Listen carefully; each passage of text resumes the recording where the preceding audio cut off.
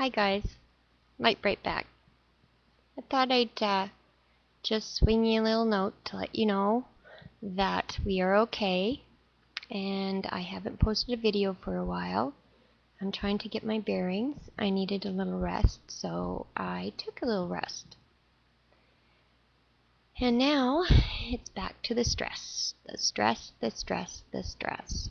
Now what we have happening here now is I phoned my caseworker and I asked to see if my husband could be evaluated for or be awarded the maintenance fees for the house for upkeep, because my husband cannot do the things that he used to do.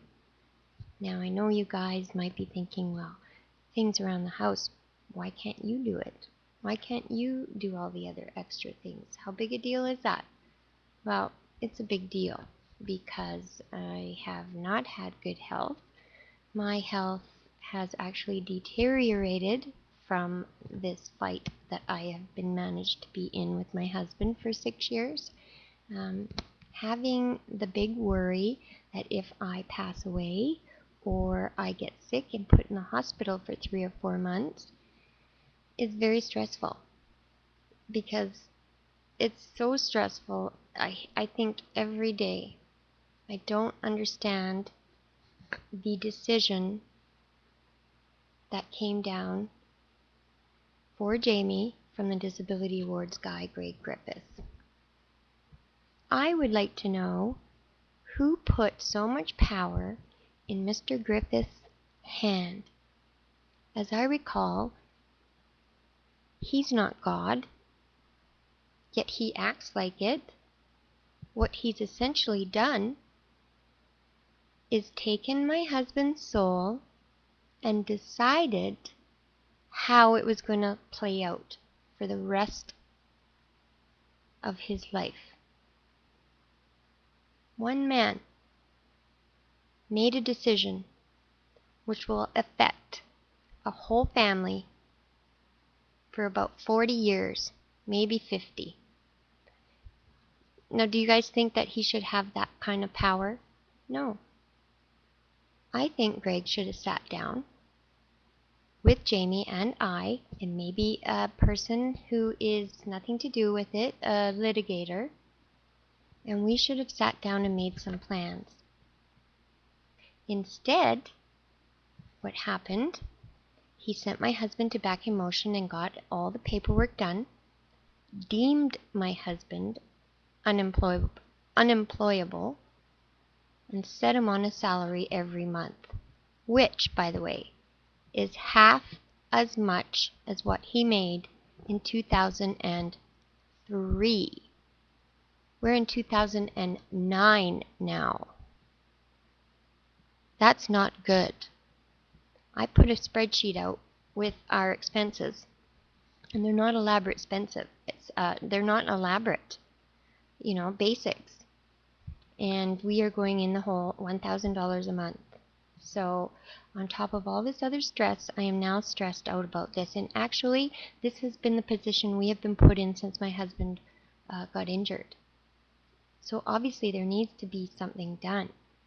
And the only way that injured workers can make change is if we become so loud that it is echoed straight to the Parliament in BC, so that it can be heard as an argument there. Oh yeah, I sent letters out to all the MLAs telling them that I tried to get help from a worker advisor and they refused. Nobody can actually contest that. You see, they have a clause, as so many of their clauses, that stipulates if a worker advisor cannot see an avenue to request a review for, and that you will not win, he will not defend you. So in other words, it is up to the discretion of the worker advisors if he wants to take your case or not. This is why I have no help. They don't see a request for anything. They don't even know the whole file. They can see all of it right there in front of them online. So if they can see all of that, then why can't I? I have to send a note to disclosures to get the file sent on a disk, not the worker advisor. But he has nothing to do with WCB. That's what the WCB board told me. How funny is that? Why is he allowed to dive right into our files? And yet we can't do that. We should be able to see what the worker advisor sees, but we're not. I don't know how many people realize that. But that in itself should be enough to press some kind of charges against them.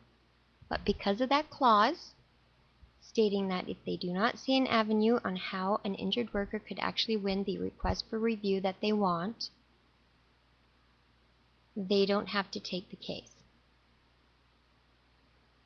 Daryl Lahoulier was my last worker advisor. I only had one before that, and I fired him. Daryl Lahoulier this time declined to help me. Just said, no, I don't see an avenue for you to win. I had four major questions in the letter that Greg Griffith sent me.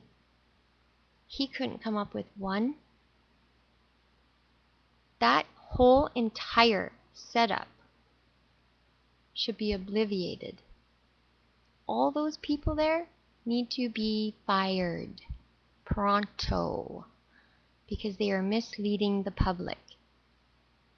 I phoned the ombudsman on him. The ombudsman says they can't touch him either. I have been to everybody I can think of. I wrote a letter to every MLA in the province of British Columbia. I heard back from all of them.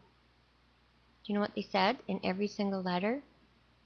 They were not my MLA. You'll have to contact your MLA in the Kootenay region, which I already knew. But I was hoping somebody could do something. But 3 of them told me on the phone they were quite aware of what was going on. But the government chooses to do nothing. So therefore their hands are tied. It's an election year. It needs to be changed. And I'm afraid our voices are not loud enough. But if we can keep going, it's got to help somewhere. Because this is ridiculous. Greg Griffiths actually took a whole family and decided their fate. He put us in poverty, folks, and in more debt. As you know, Jamie was deemed so exceptional, which means this case has a lot of so exceptionals in it. One of them being the health care.